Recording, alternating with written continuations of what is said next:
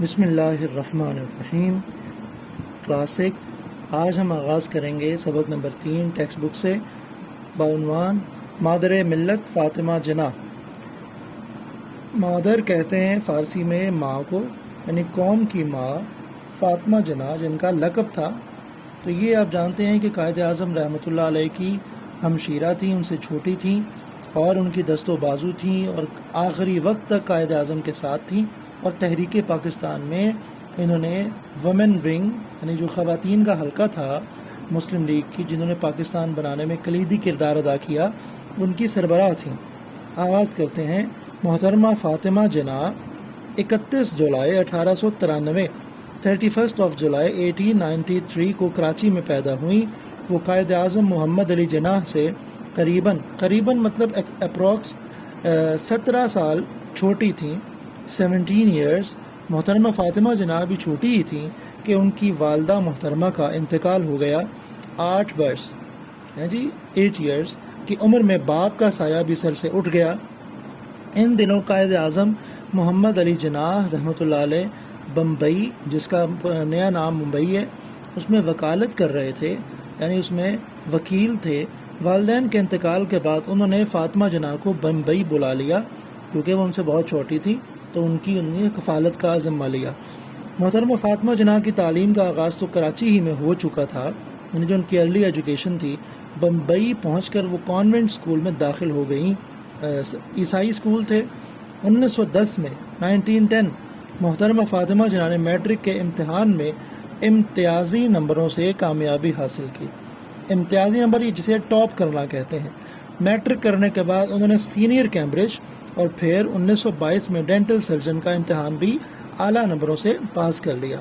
Senior Cambridge جس طرح آج او لیولز، یہ لیولز کی جو ایجوکیشن ہوتی ہے، اس زمانے میں سینئر کیمبرج تھا، اور اس کے بعد انہوں نے ڈینٹل سرجن کا امتحان بھی اعلیٰ نمبروں سے، یعنی بہت اچھے مارکس سے پاس کیا۔ ڈینٹل سرجن ہوتا ہے کہ جو دانتوں کا آپریشن وغیرہ، دانتوں کا علاج کرتا ہے۔ کے بعد انہوں نے بمبئی میں اپنا کلینک کھول لیا انسانیت کی خدمت اور سماجی کاموں۔ سماجی کام مطلب سوشل ورک جو ہوتے ہیں، جو لوگوں کی ہیلپ کرتے ہیں۔ اس سماجی کاموں کا جذبہ زمانہ طالب علمی سے ان میں موجود تھا، لہٰذا وہ دانتوں کی جراح ہوتا ہے جو علاج کرتا ہے، جو آپریشن وغیرہ کرتا ہے، جراحی کے میدان میں انسانیت کی خدمت میں مصروف ہو گئیں۔ 1929 جب قائد اعظم کی اہلیہ یعنی ان کے وائف رتی جناح کا انتقال ہوا، تو محترمہ فاطمہ جناح نے اپنی ڈاکٹری کے پیشے کو، یعنی جو ان کا آکوپیشن تھا ڈاکٹری کا، اس کو کیا کیا جی؟ خیر بات کہہ دیا۔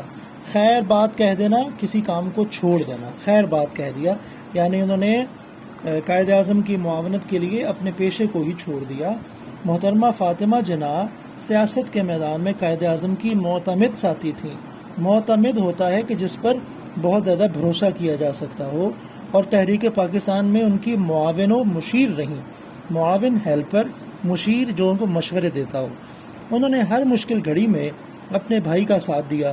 قائد اعظم جب گول میز کانفرنس، راؤنڈ ٹیبل کانفرنس کہ جو انگریزوں نے بلائی تھی کہ مسلم لیگی جو ہندوستان ہے، مسلمان ہیں، وہ کیا چاہتے ہیں، تو یہ ایک کانفرنس ہوئی تھی انگلینڈ میں، شرکت کے لیے لندن گئے تو محترمہ فاطمہ جناح بھی ان کے ساتھ تھیں۔